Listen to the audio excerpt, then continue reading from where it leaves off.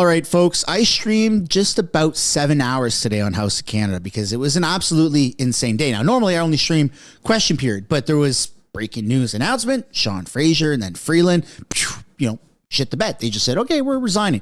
So I'm sure you're aware.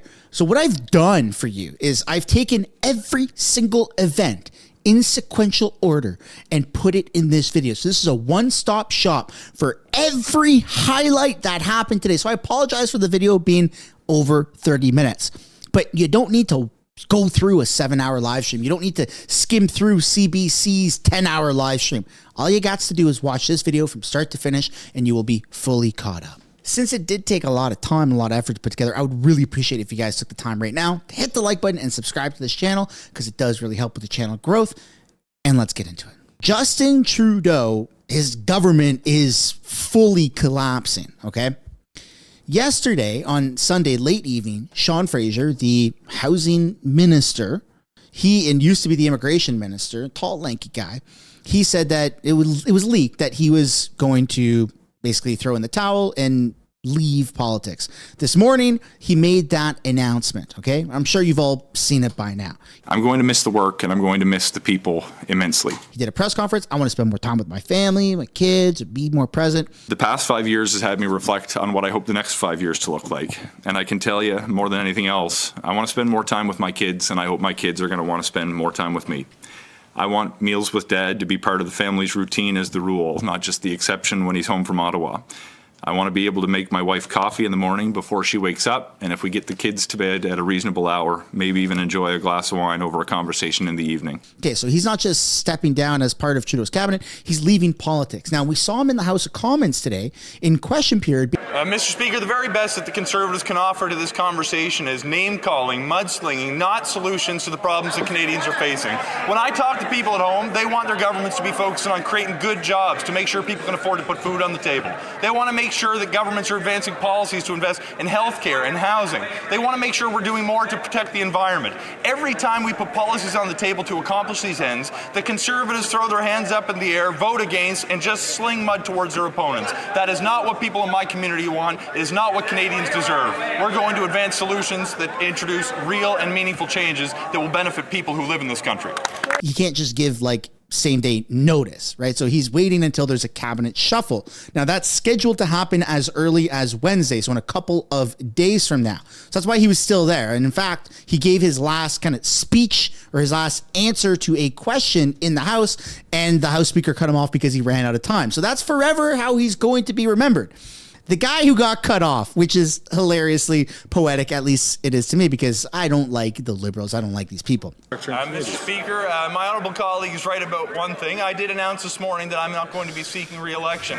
But I can tell you, if he thinks that's a matter of confidence, I can tell him it's that I have confidence. I am going to be the best father to my kids that I could possibly be for the rest of my life. Nobody cares about that, though. Your job is to be a politician. We don't care about your personal life. Tete-a-tete over the years. This may be one of the last opportunities that I have, and I want to use it to make this point. Canadians want governments to invest to increase the quality of life that they get to enjoy. We seem not to be able to agree on that basic tenet. On this side of the House, we will put measures in place to support families, not advocate for cuts. His last ever at bat, and he got cut off. Put some L's in the chat for Sean Fraser. Oh, that's so funny. Quote, the Deputy Prime Minister. He got cut off for time. When will and they know. While he was giving his original speech early this morning, okay, Freeland released a statement on X, which has probably tens of millions of views by now, that she's stepping down from Trudeau's cabinet. The timing of this, the fact that she's done this on Monday morning, and she was supposed to be reading this thing in the House today at 4 o'clock, has just blown everything up. And so, this is one heck of a Monday morning. She's still going to be an MP. She still plans on running in the next election, but she doesn't want to be a part of Trudeau's inner circle. She doesn't want to be finance minister. She said, adios, buddy, I'm done. So that's like two big things that are happening simultaneously. So Trudeau was looking for a finance minister, and that was supposed to go to Champagne, and he said, I don't want that. No, so he was finance minister for 5 minutes. For the finance minister. Who are you? Then it was supposed to go to Randy, the guy who, but he's no longer part of Trudeau's cabinet. He's a liberal, but he's not part of the cabinet, that inner circle. So he's not eligible. So today, for the majority of the day, they went without a finance minister. And then it came time to table the fall economic update. And they didn't do it right away. There was a lot of back and forth of, are you going to do it or you're not going to do it? We're supposed to debate it. What the hell's going on? This is unprecedented. This has never happened before. This has been a chaotic day. But the reality is, this is an order of the House that can't be countermanded by the government. Our expectation is that the finance minister will be in this House to present the fall economic statement. That is what New Democrats are prepared for. That is what we want to comment and criticize, and that is why we are here. This can't be countermanded by the government itself. Parliament must be respected, and Mr. Speaker, you must uphold the motion that was adopted. Oh my God. This is not to make the same point as my honourable colleague for New Westminster Burnaby, but given that it was a moment where the Speaker had to stop at 4 o'clock and seek the presentation, I suggest to Mr. Speaker, we're in a really difficult quandary here as opposition party members. Yeah. We were given access on a confidential, embargoed lockup basis to read the document which we now are not to hear. I'm in a quandary, Mr. Speaker, and I think the honourable table officers have... She wants to talk about it, but she can't. They have a volume of Lewis Carroll. I don't know if they can answer my question. Am I allowed to talk about the document that isn't happening? And I just want to go over the facts of this case. Last week, a few days ago, the government House Leader negotiated in good faith with all the opposition parties a process by which the fall economic update could be tabled in the House. We all agreed on that. That was not something that was going to happen automatically. It took the participation of all parliamentary parties to allow that to happen. We agreed in good faith. We expected it to happen. Everything that has happened today has been entirely of the government's own making. And parliamentarians should not be deprived of the information as to what is the fiscal situation here in Canada. Canadians are facing an unprecedented crisis on housing, on inflation, on debt and deficits. And this government has a statutory obligation to table these documents by the end of the year. This is the second last sitting day.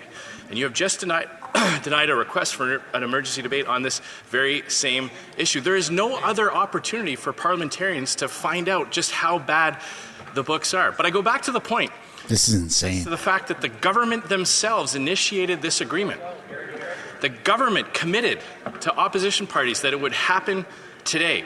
Mr. Speaker, the fact that they are in chaos is not the problem of parliamentarians. It is a problem for Canadians, but it is not a problem caused by Canadians, and they have a right to know exactly what's happening with their tax dollars. And now for the government to come in at literally the last minute and pull the carpet out of an economic update is unbelievable. It is not the actions of a serious G7 NATO partner country. So at the very least, Mr. Speaker, I ask that you find the government in contempt of the House order that was passed by all members of... There you go. Very highly illegal, by the way. It breaks like all procedures within Parliament. That was not supposed to happen. And then after a lot of bitching back and forth, finally you had the fall economic update be tabled, but it was just a formality. Karina Gould stood up, read a piece of paper. I table the fall economic update. Boom, laid it down. While all of that was happening, outside of Parliament, in the hallways, reporters had access to it. CBC had access to it. Everyone was breaking down what the fall economic update actually is and was, except for politicians that were supposed to be able to debate it there in Parliament for us to see. And I just want to remind you that the order that the House adopted was very, very specific. The notwithstanding any standing order, special order, usual practice of the House, at 4 p.m. on Monday, December 16th, the Speaker shall interrupt the proceedings to permit the Deputy Prime Minister, Minister of Finance, to make a statement followed by a period of up to 10 minutes for questions and comments. After the statement, a member from each recognized opposition party, a member of the Green Party, may reply for a period approximately equal to the time taken by the Minister's statement. So a Minister of the Crown just came in and made a statement. Her statement was that she was tabling the fall economic update. That is the statement. At the very least, Mr. Speaker, there should now be a 10-minute period of questions and comments. She chose to have a very short statement. Nothing we can do about that. She came in, tabled, and then ran out before there could be any accountability or scrutiny. I believe the most logical thing for the chair to do is to accept that as the statement that it was, which I would say is a perfect statement on the state of the Liberal government right now. Yeah. And at the very least, allow opposition parties and opposition members to ask questions of the government as to what was in that statement, as to what was in the fall economic update. Yes. Well said, Mr. Scheer. Thank the honourable member. I see that the honourable government house leader is rising on a point of order. The honourable government, the parliamentary secretary of the government house leader is rising on a point of order. Government house leader stood actually on a point of order, tabled documents. It's as simple as that. While all the other crazy stuff has been going on, all these emergency meetings, you know, you've got Pierre poilievre basically speaking in the House of Commons. You got Trudeau going into hiding. You have a bunch of craziness today. You had a couple MPs, Liberal MPs, Anthony Housefather and the cat lady, crazy cat lady. That's what I call her. This chick right here. They both snuck out of Parliament, walked across the street, and did a one-on-one sit-down with Vashi. And we're going to take a look at what they said, because it's not looking good for Trudeau. This is more of an example of how little confidence Liberals actually have with Justin Trudeau. So here we go. So I saw you, Mr. Housefather, post on social media asking for a national caucus. And for everyone watching, basically that's, you know, a request for every Liberal MP to come together for a meeting. What's happening on that front? So my understanding is we will have one. Okay. And I think this is very clear. We've reached a precipice. We've reached a precipice with respect to the Prime Minister's leadership. We've reached a precipice with respect to the direction of the party. I think Chrystia sort of forced that through what she did today. And that overall decision of where we go when we're about to embark on the most important negotiations with the United States we've ever had, when we're months away from a federal election, has to be made by the entire caucus, not just by a small group of people around the leader. And I felt it was absolutely important that we all gather. We all saw what happened this summer when there was a by-election in St. Paul's and there was a request for a caucus meeting and it didn't happen for months. This needs to happen now, and people at least have to have their say. And I feel very strongly about that. Do you think the Prime Minister should resign? Yes. Why? I had asked him to do so a couple of months ago. I had written to him. I'd said it at caucus. I think at this point, most Canadians are fiscally prudent and socially liberal. They see the Conservative Party as strayed far to the right. They feel the Liberal Party is strayed far to the left. And if the Prime Minister remains, I believe he is the ballot question. Every Canadian, before they ask anything else, will be saying, do I want Justin Trudeau to stay Prime Minister or not? And through, a lot of issues internationally, right? You all see governments are unpopular. Incumbents have a certain shelf life in social media age. I believe the Prime Minister has passed that shelf life. And I think that for Canadians to have a real choice on the table in terms of things that they will go beyond just saying, did they want him to be Prime Minister or not, we need to have a different leader with a different vision for the Liberal Party to be viable in the next election. Ms. Jazik, I'll ask the same question of you. Do you think the Prime Minister should resign? Yes, I do. Why? I have been observing what has been transpiring both in Parliament and within caucus over the last several months. And as you know, I was here on your show to say that I felt a secret ballot in terms of the leadership of the Prime Minister was important to clear the air, to have people express their feelings about his leadership and what was being achieved. I'm a loyal Liberal. I wouldn't be here as a member of Parliament if I weren't. And what I have been observing is that we are not able to bring Liberal policies forward in a constructive manner. I was hoping we would be working on a future platform for the next election, where we would be discussing how we want to help Canadians and move forward. And that simply has not been occurring. Parliament is all tied up, as you know. We haven't had the opportunity for that kind of good discussion within caucus about the way forward. So as you can see, it's really not looking good for Justin Trudeau. People outside the Liberal Party, people within his caucus, people within the Liberal Party, everybody is calling for Justin Trudeau to pretty much resign. That reminds me, even earlier today during question period, Jagmeet Singh threw that philosophy or that theory a bone and said, I think that Justin Trudeau should resign. The NDP leader is absolutely right.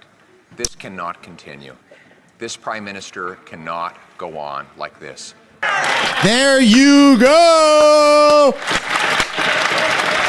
Yeah. Drop some W's in the chat, folks. He's threatening to mute the mic.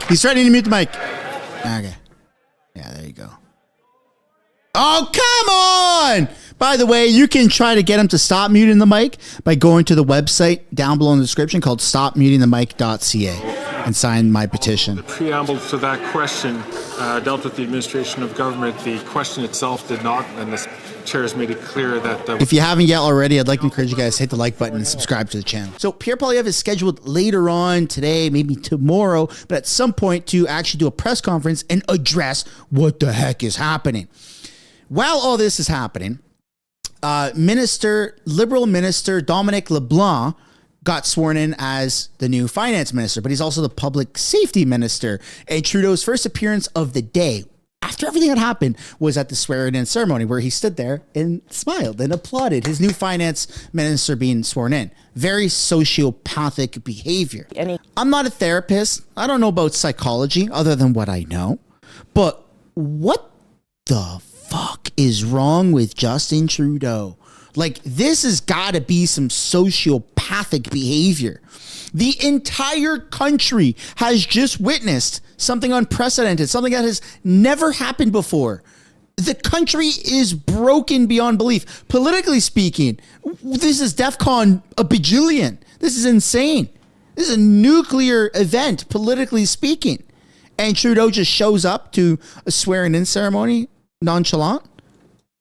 Cabinet shuffle. And after that, he called an emergency meeting. Internal Liberals. All Liberals are to attend. And that's what we're kind of seeing through the doors, through the window. We're seeing glimpses. We don't hear anything, but we're just seeing little glimpses of what the heck is happening.